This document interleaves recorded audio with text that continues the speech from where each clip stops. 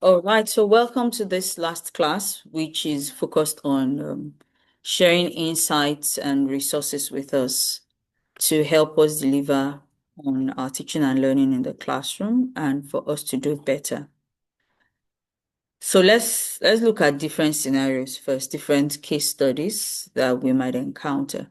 For instance, you have a child in the class who can read but doesn't seem to comprehend anything that is being read, right?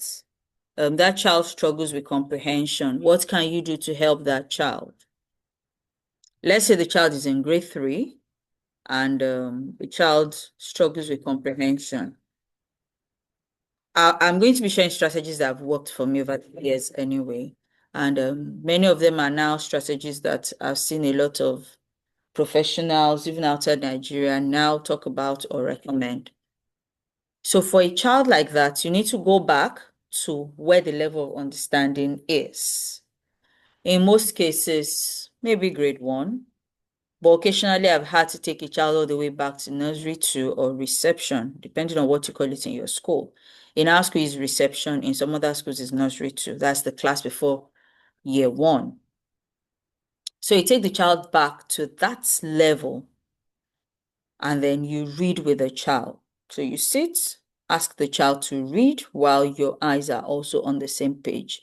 What are you trying to do? Number one, you are trying to identify the child's level. You're trying to determine the child's level, one. Two, you want to see what challenges the child also has apart from the obvious comprehension problem. So you need to be able to tell if the child can read fluently. You also need to look out for some form of pretense. What do I mean? So there are some learners that they cannot really read well, they can't read well, but they don't want you to know that they can't read well, or they're always in a hurry. So what they do is they look at a letter and then say another word that they know starts with that same letter.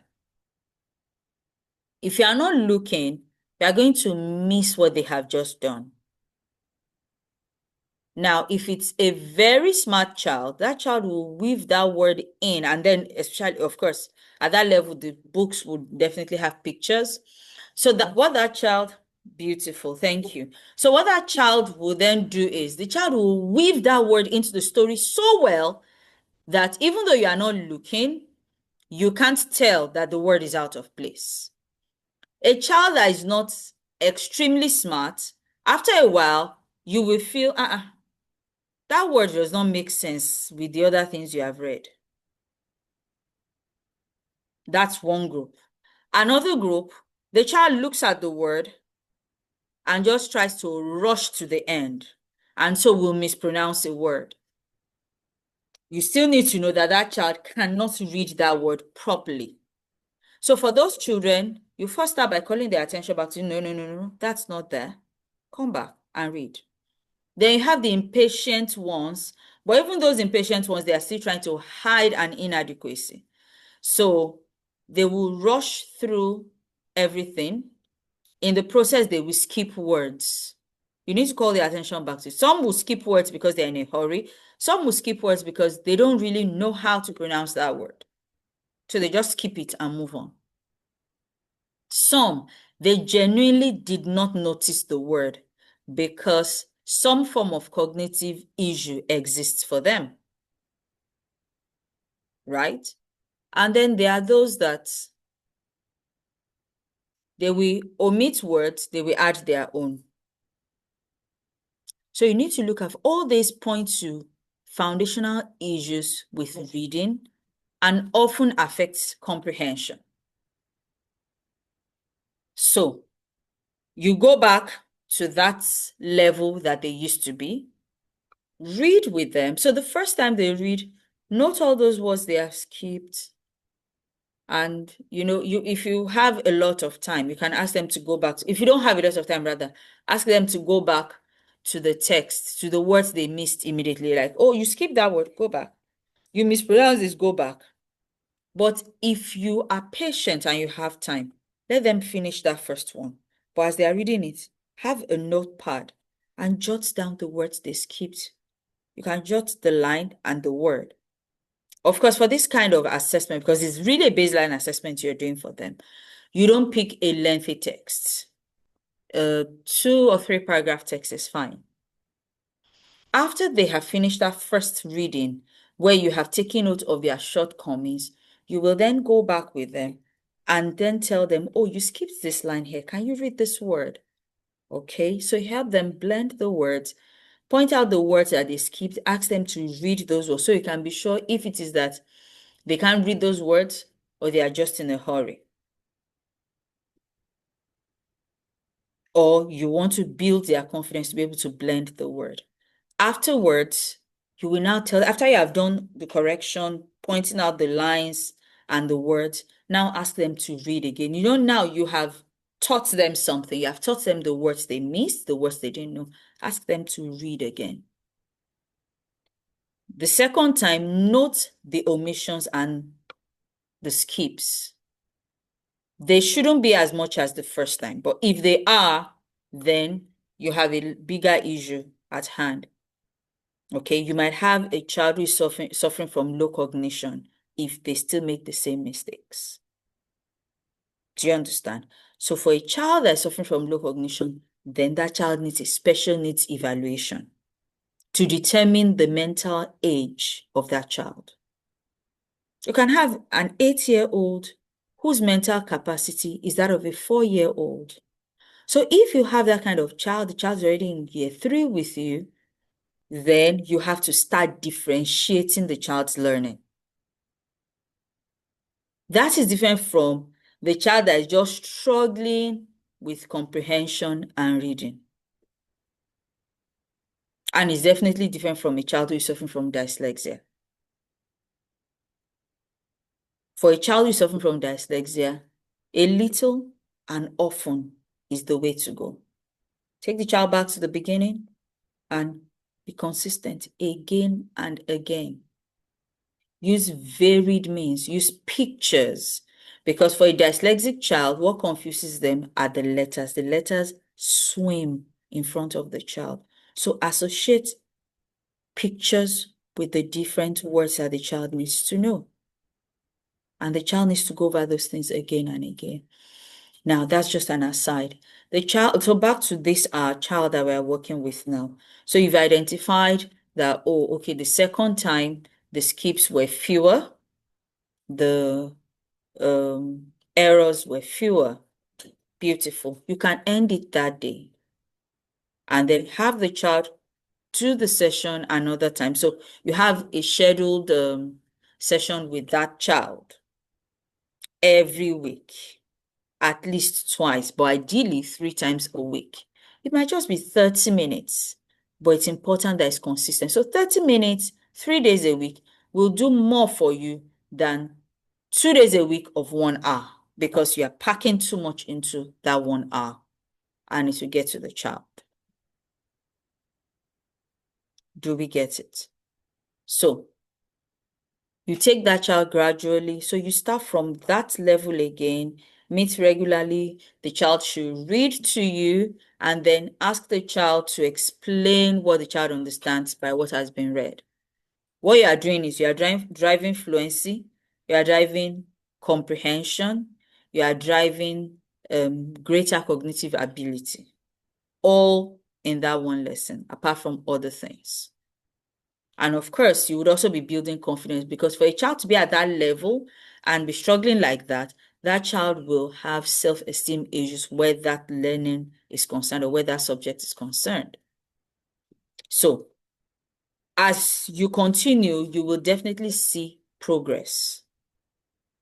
If today you ask the child, oh, okay, so tell me about what we have read, another time, ask the child to sequence the events in the story. Another time, discuss a little, then ask the child to answer questions.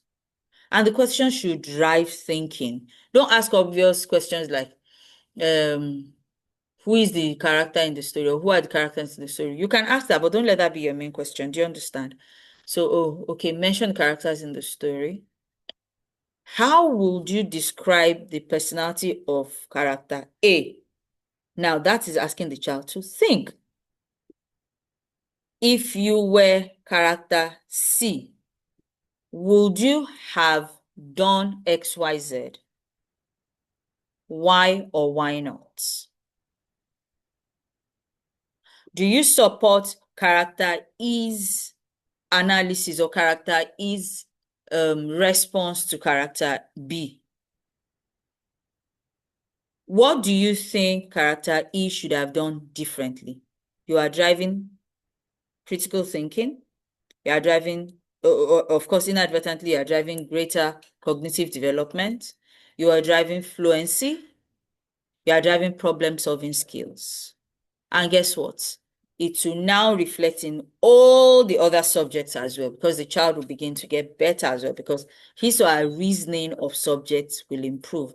So you then increase the difficulty of the comprehension passage you're going through step by step. After a while, so you start from that, let's say we have gone all the way back to the pre-primary class, the nursery class.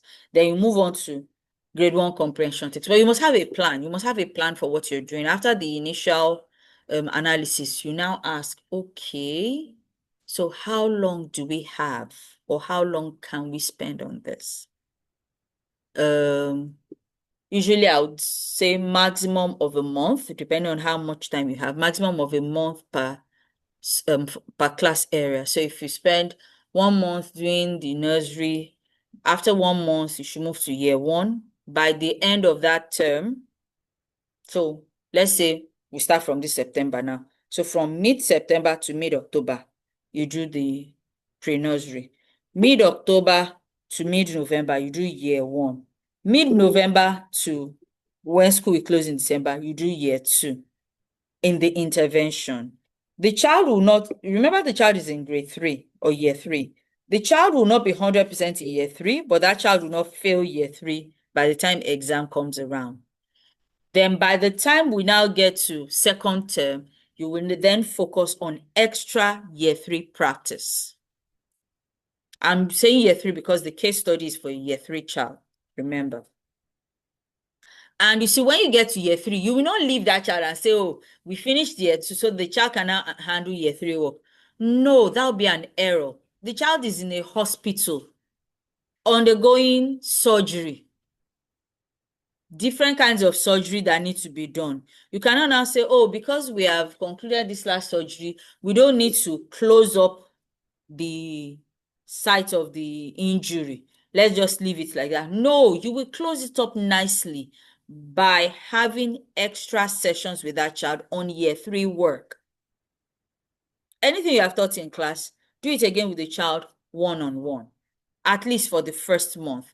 By the second month, so you do that in January. By February, you may not need to now continue that intervention as after school or special intervention sessions. You can then bring it in class, whereby after you have taught everybody, you have taught the general group what they need to learn, you then go back to that child's table, sit quietly with the child, and then ask, okay, do you understand what we are doing today? Can you explain this instruction to me? The child explains the instruction.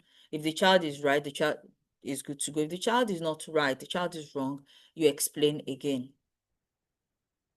You do that for the first 2 weeks of February. By mid-February, or as you're coming back from half-term February, you can then pair that child with a higher ability child for peer mentoring. Do we understand? If a child is struggling with creative writing, you know what you're going to do? You'll go back to story plots and story structure. You explain beginning, middle, ending. And then you give the child an example, right? You give the child a passage to read. When the child reads the passage, excuse me, please.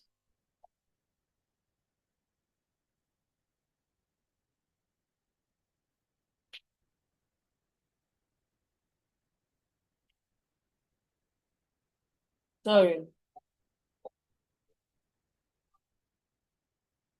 Okay, I'm back. So when the child reads the passage, we then ask the child to identify beginning, middle, and ending in that passage.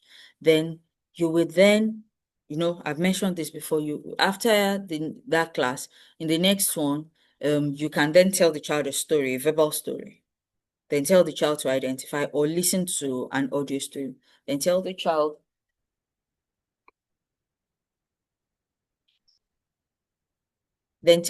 to identify beginning, middle, and ending in that story. Then another time, you will then ask the child to write a simple story, but the child should be done along with the child. The plan will be done along with the child before the child begins to write. That's how you work with a child. So I've talked about working with a child who is behind in comprehension. So that plan I shared with us for a child struggling with comprehension is the same no matter the class. If it's a year 5 child, for instance, that is struggling, you find the level that the child stopped at. It can be year 2, it can be year 3 or year 4. This last session, for instance, we had a child who came into our school last September, who was in grade 5. But I had to start his intervention from grade 1 in math and in English. I assigned different teachers to work with him at different levels, and it paid off. Before he came to our school, that child has never had more than 50 something. And that 50 something was in ICT and in one other subject that he liked. But I think that happened in year 2, year 3. By year 4, I don't know what was done to that child in year 4. Everything nosedived. Even the ICT was well below 50. And that child now came into year 5 in our school. By the time we took him through that, like it was a consistent thing, even when it was assessment time, I would send him to the year 1 teacher to revise with him because she'll be able to break it down and all that. By the end of year 5, that child has 70s and 80s. My people that are here will know that name because in every review, that name usually comes up. That name is not going to come up in any review when we are reviewing third term work now. And the boy felt proud of himself for the first time. Like he joyfully called his parents to look at his script. Meanwhile, before they said he would just slip the script on the table and walk away. That's not the first child I've done it for. I've done for a year 6 child. I had to take the child back to year 2. And it works in math, it works in English. It's what we are trying to do really is you are breaking a faulty foundation and then you are rebuilding. So that's that. Now let's talk about children who struggle maybe with spelling, for instance. Yes, we know the most popular thing to use mnemonics, but there are other things we can also do to help them. We can use word searches to help them. They can do word searches of the same words but mixed up in different ways. And so, how can you make sure that you have the word search that you need? I'm going to show you a few things.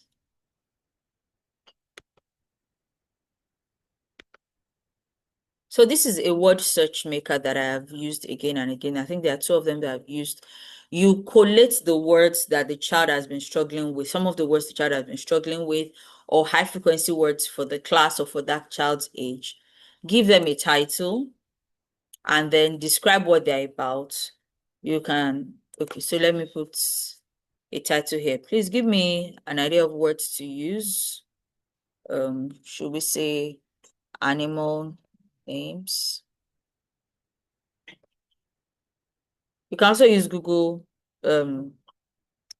ChatGPT, or any of the AI tools to generate the word list. And just say, oh, this child struggles with this, and these words. Can you give me other words in this, other words like this for this age grade that are high frequency words and the child should know how to spell? Let me use high frequency words so that maybe I can give us high frequency words for KS2. So interesting, is certainly one of those words that are easily misspelled. Secretary, yeah. Can we think of other words? Interesting secretary. Um, Give me high frequency words that children struggle with in between years 3, 4, 5, 6. Let me use AI.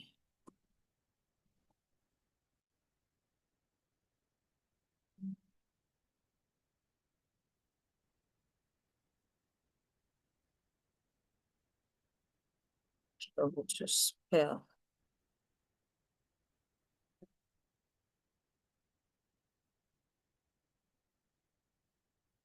Difficult government. Thank you. Difficult government. Mm. See, that's the problem with doing both. Look at the ones from AI. They are not very okay. We have friend there, yes. Thoughts. So friend there. Difference. Beautiful. Difference. 1, 2, 3, 4, 5, 6, 7. One more. So I'll just stay with 8. Again, you don't want the words to be too much.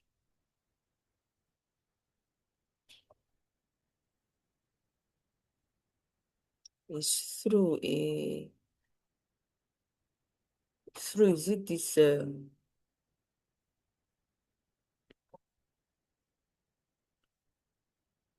because, okay, beautiful. So you can, so who are people that will be using it? Is it just you, family and friends, or do you want to make it non-personal, which is what it's usually recommends, so that other people can use the same lists? See, okay, it's a minimum of 10 for this one. Uh, okay, I have more suggestions. Thorough.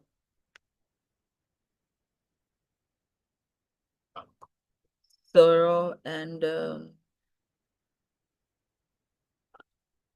Q. So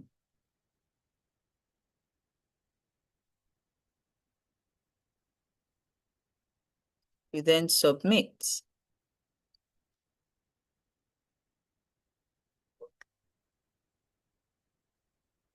Saving. When it is done, it will give you the option.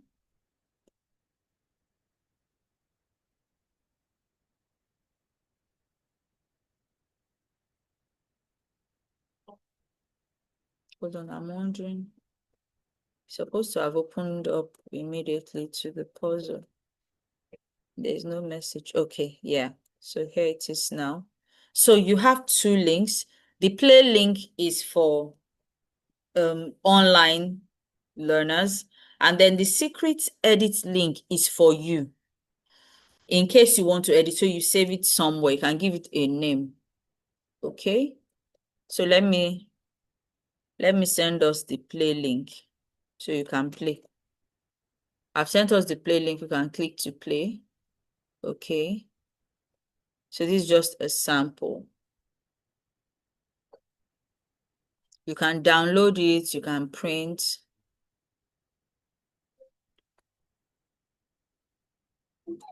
And for download, you have multiple formats. Can you see? Just high frequency words. And it will put the code there for people to use. So you can download as an image, as a printable PDF. You can also download as a PDF with solution. Now, if you want to download If you want to switch themes, that will be only for images. PDF will only be in white. I wanted to edit now. What was I thinking of? No. I wanted to add high frequency words. I wanted to add words to it. But I have to go. Let me go back.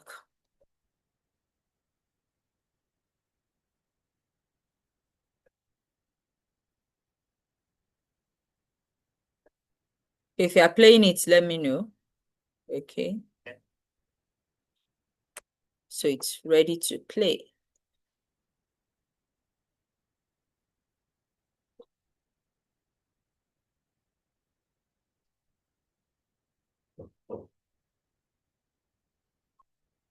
Sound. You can also put it in kids mode, which is what I've just done. So it is easier.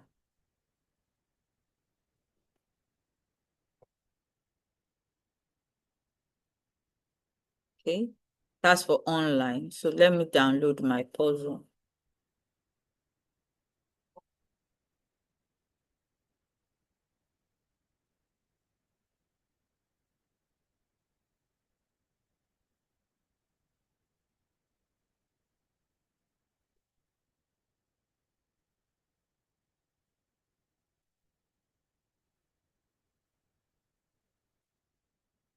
So if you are going to, for instance, we use Google Classroom in our school. So we don't have to download every time. We can download and save a copy, but we can simply share this. Remember to put it in kids mode when you are doing that.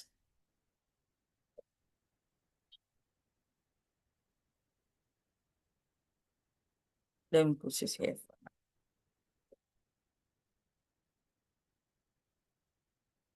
I can also download, I'll download as a PDF with solution.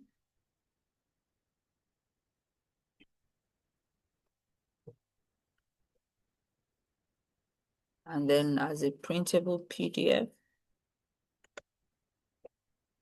So that's one thing they can do. So you can give them high frequency words. You can also give them, sorry, you can give them word search. You can also make puzzles. Okay. Now, when you come to the puzzle maker, let me share the link for this with us. Word search.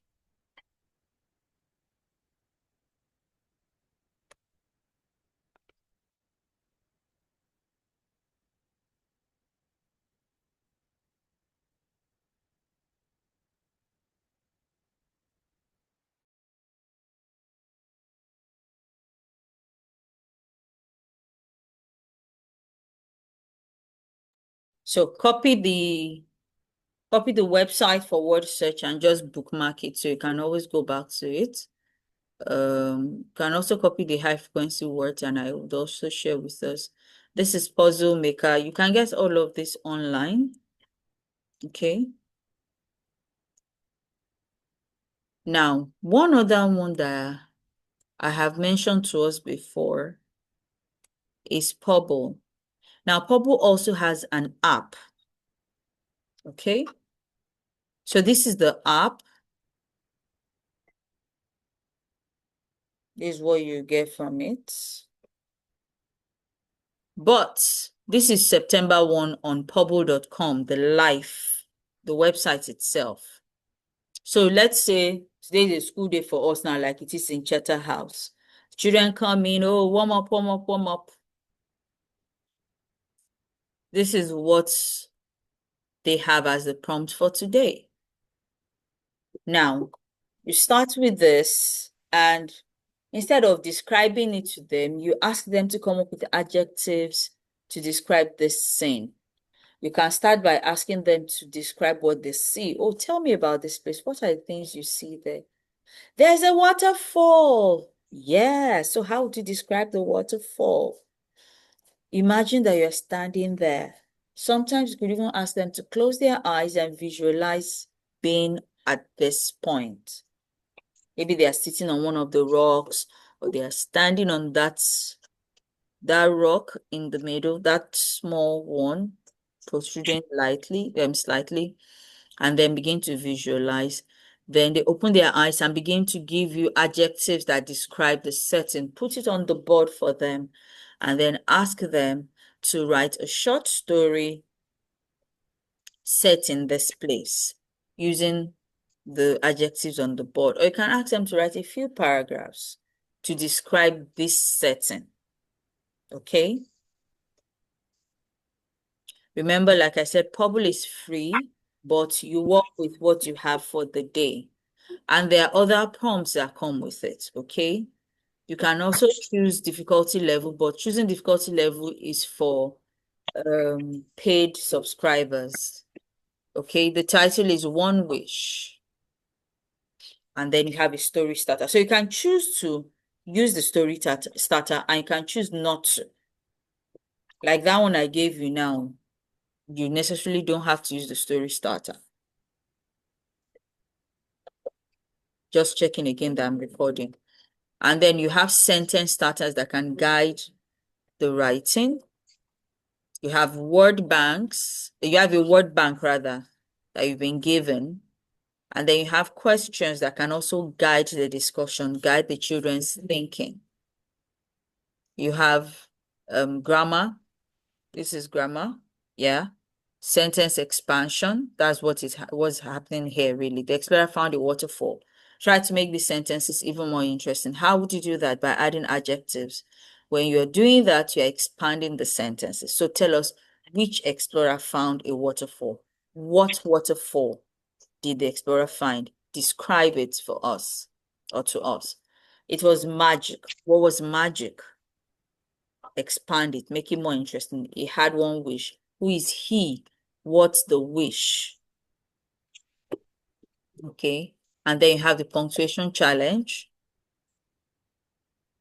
You have a sample text that the children can use as their starter or build upon. And then this takes you as the teacher through how to drive this to help your children become great writers. And of course, you have the smaller images that you can print in color, cut out, and stick in the children's notebooks. Remember, these are optional resources to guide your teaching, so I'm not saying you must use them. Okay, you need a place for text and all that. I know some of us may already know this, but I don't want.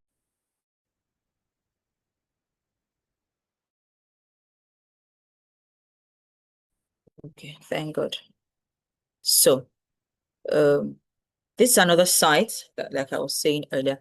This even has other subjects. It has math. It has the early years resources. Yeah. It has science.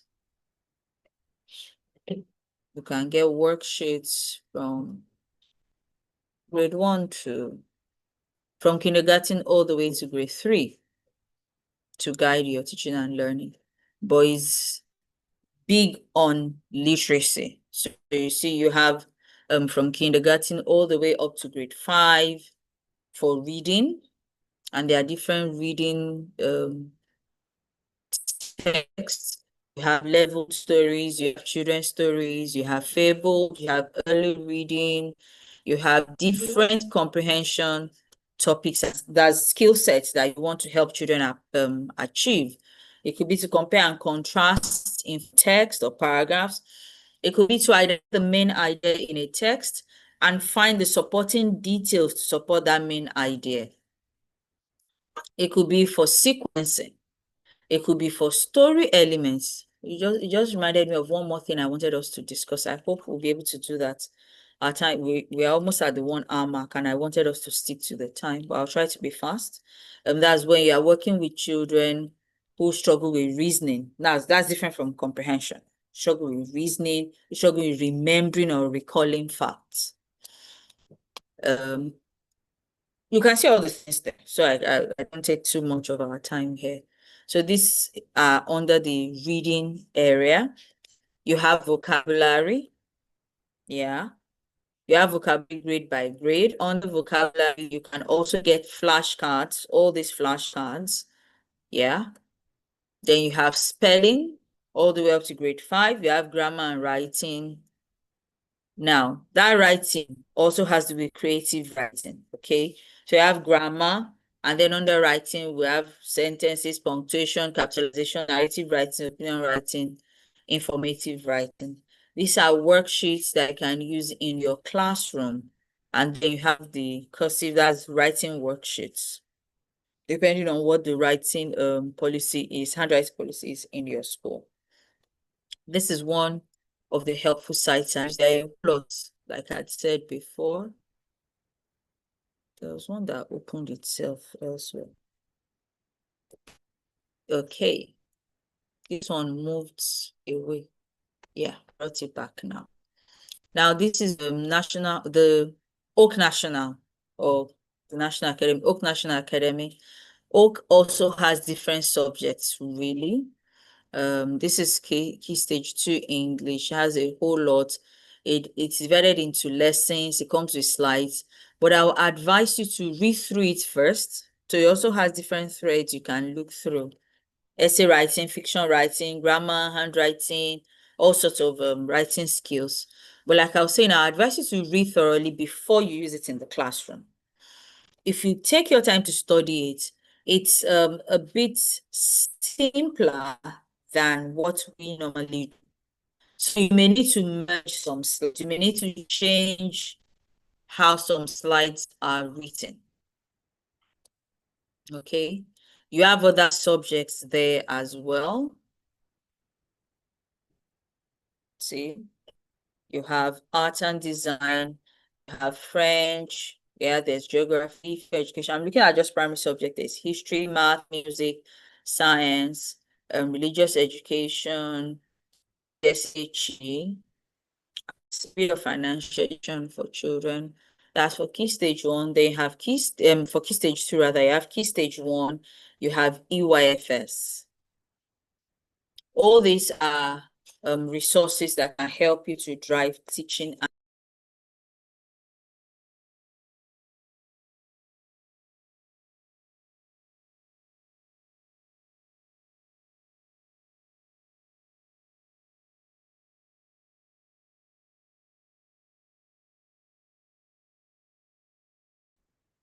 I hope it is not that I didn't record from the beginning.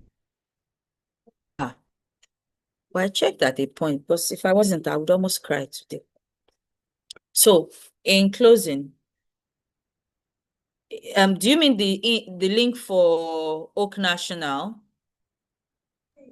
Yes, ma. Okay.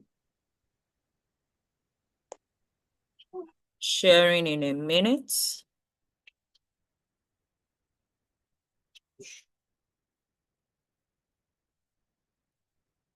Cents. Okay, I didn't share for. Do we need for K5 learning as well?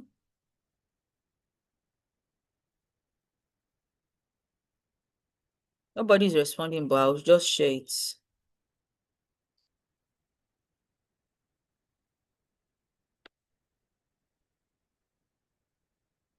So I've sent that as well. There's one I'm trying to remember the name. Oh gosh, I'm wondering why. A good site for different subjects as well. You can download slides. In fact, all this creative writing that we have talked about, you will find slides that you may not even have to edit at all on that site. But I'm trying to remember the name now.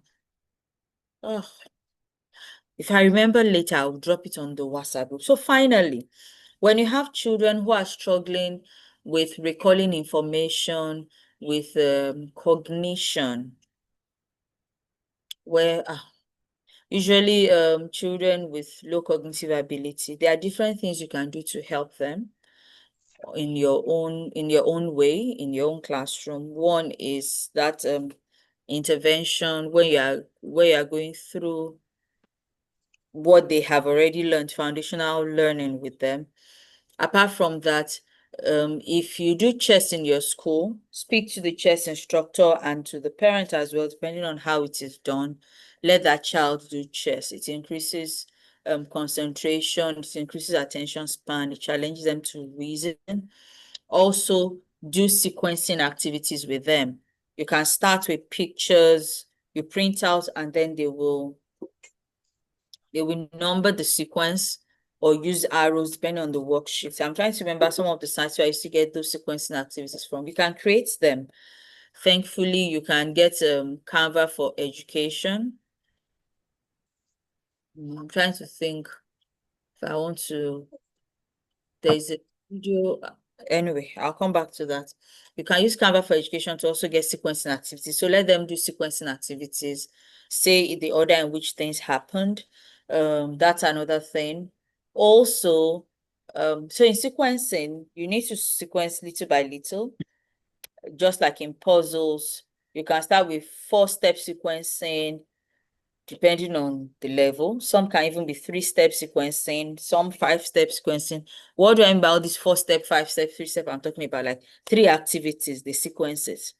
From pictures, they go on to sequencing texts or paragraphs as they take place. Do that as well. Then there was one thing I was going to say before I started explaining the sequencing that they can do. Yes, spot the difference. We think that thing is just a game. No, it's not a game. It's more than a game. It's a brain developing activity. Let them do spot the difference. You can create it. You can find it on Canva. You can find it on different charts and different sites rather. So all these activities help to improve children's cognitive ability and critical thinking skills. With these few words of mine, I hope that I have helped you to become a better English teacher to your learners and, of course, a better writer. Now, if I have not finished marking your homework, trust me, I will finish it within the next 1 or 2 weeks. You will get it. If you have not submitted, please submit. Okay, one last thing I wanted to show us. So when you set a task on Google Docs, you need to share, and in sharing, you need to grant me editing access. Some have shared, and in one, I wasn't granted access. They shared the link. So when I opened it, I didn't have access. So when I asked for access, either the person didn't change anything or didn't know what to change. I'm not sure. I think the person didn't know what to change. So I want to quickly show us how you change it, because by default, it will come to me as a viewer. And I am not a viewer. Chiamaka, I hope you don't mind if I use your documents to show everyone. Okay, you Okay, just, go on, ma. Go on, ma. okay, good.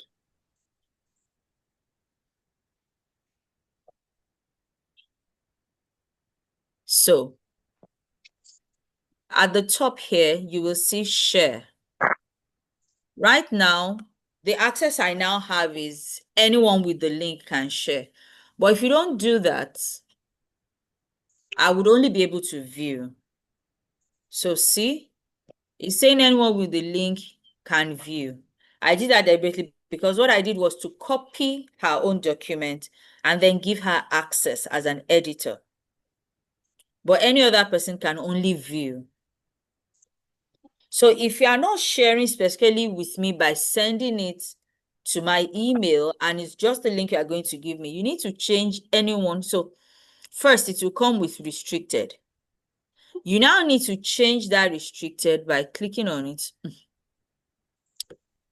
Good. So you click on that restricted by using the drop-down arrow to change to anyone with the link. But that's not enough, because by default, anyone with the link can only view. You now need to come to where you have viewer and change it to editor. If you change it to commenter, I will only be able to comment using the comment tool. I won't be able to correct or type in anything to give you feedback. Do we understand? Alternatively, you can just send it to me as a Microsoft Word via WhatsApp, or just like one or two other people did, just post or paste everything in WhatsApp. I will copy onto a document, correct, and send back to you. Once you're done, thank you, Mr. Ju. Yes, you will get the clarification. Once you are done, please remember, go to Seller and check the box against all the lessons. When you have completed everything, it will automatically prompt you to put in your name as you want it on your certificate, and it will generate your certificate for you. But let me warn you, even if you check everything, I get your certificate, and you don't submit your assignment, I will ask you. Don't forget that I'm first a teacher. Thank you. So, Mrs. Ju, your question.